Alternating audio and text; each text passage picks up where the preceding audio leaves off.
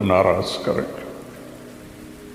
کاش میری آواز ان کے کانوں کے پردوں سے ٹکراتی، ان کے دل کے تاروں کو چھیڑتی، ان کے اندر اللہ اور اس کے رسول کی محبت کی جوت جگاتی۔ میں تو بے بس ہوں، فقیرانہ آئے صدا کر چلے، میاں خوش رہو ہم تو آ کر چلے۔ میری آپ سے گزارش ہے، نئے سال کی ابتدا گانے بجانے سے نہ ہو، شراب سے نہ ہو، فحاشی بدکاری سے نہ ہو۔ نئے سال کی ابتدا جب مجھے سر میں درد نہیں تھا تو میں یکم کی ساری رات جاگتا تھا اور ان سب کے لیے روتا تھا جو اس رات میں اپنے منہ کالے کر رہے ہوتے تھے کہ یا اللہ میں سب کی طرف سے معافی مانگتا، ہمارے بچے بچیاں ہیں بھٹک گئے، ماں باپ نے بھٹکایا کہ انہیں مشین بنا دیا، پڑھو پڑھو پڑھو پڑھو۔ کسی ماں باپ کو خیال نہیں آیا کہ اچھا انسان بنو، اچھے انسان۔ ہمارے ادارے قصائی ہیں جنہوں نے ہماری نسل کو ایک مشین بنا دیا، کہیں قرآن نہیں، کہیں میرے نبی کی زندگی نہیں، تو کیسے پتہ چلے گا کہ زندگی کیسے گزارتی ہے؟ تو میری گزارش ہے کہ اس سال کی ابتدا گناہ سے نہ کریں، نیکی سے کریں۔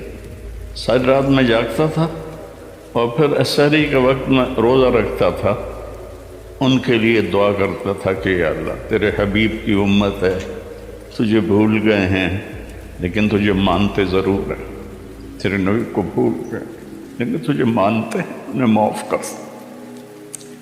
تو میرے عزیزو دعا کرتے ہیں کہ اللہ ہمارا یہ سال اچھا بنا دے۔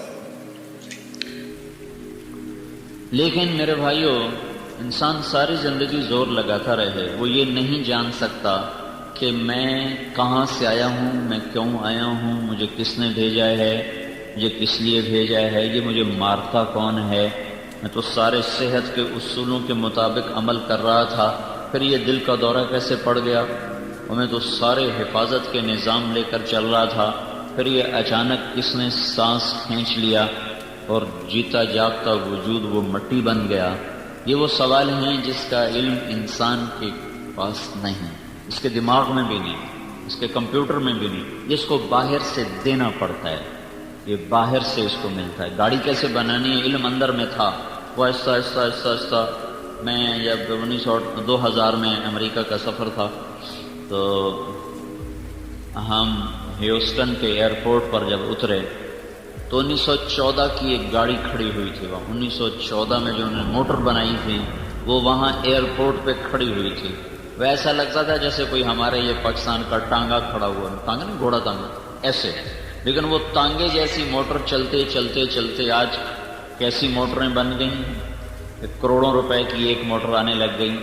یہ علم یہاں دماغ میں ہے، وہ لگاتا رہتا ہے، اس کو راہیں ملتی رہتی ہیں۔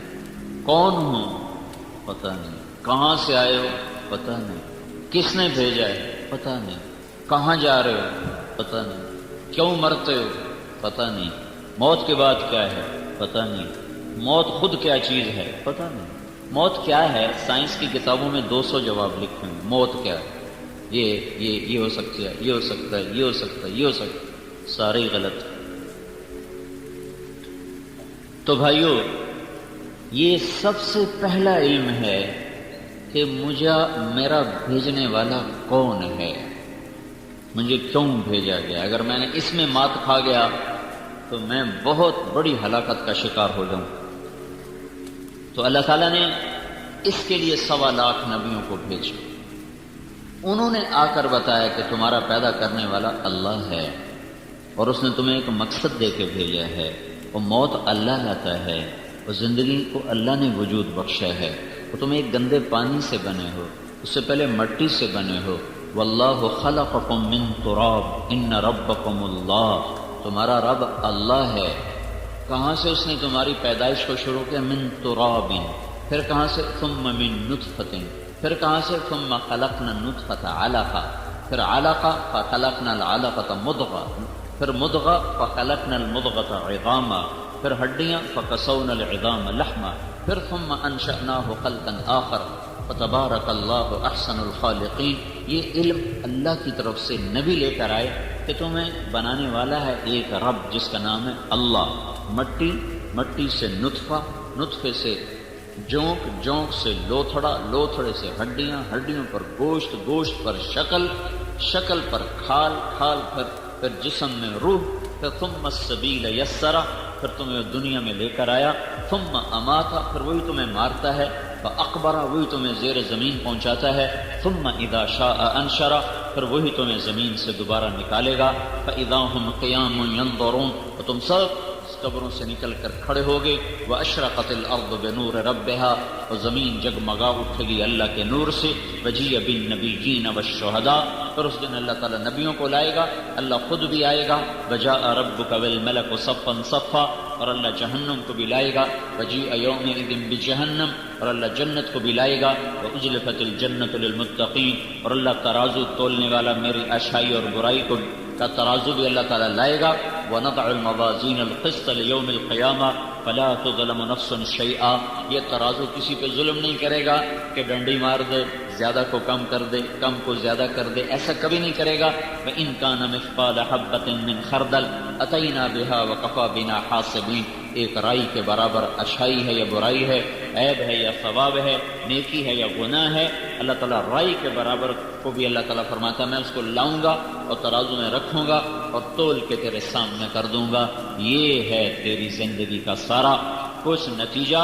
فمن ثقلت موازینہ، آج تیری نیکیاں بوجھل ہیں تو تو کامیاب ہے، فاولئک هم المفلحون، اور اگر تمہاری نیکیاں گھٹ گئی ہیں، ومن خفت موازینہ، تو پھر تم ناکام ہو، فاولئک الذین خسروا انفسهم فی جہنم خالدون، آج جہنم تمہارا ٹھکانہ ہے، تلفح وجوہہم النار، آگ تمہیں جلائے گی، وہم فیہا کالحون، اور تم اس میں روح سیاہ ہو کر عذاب میں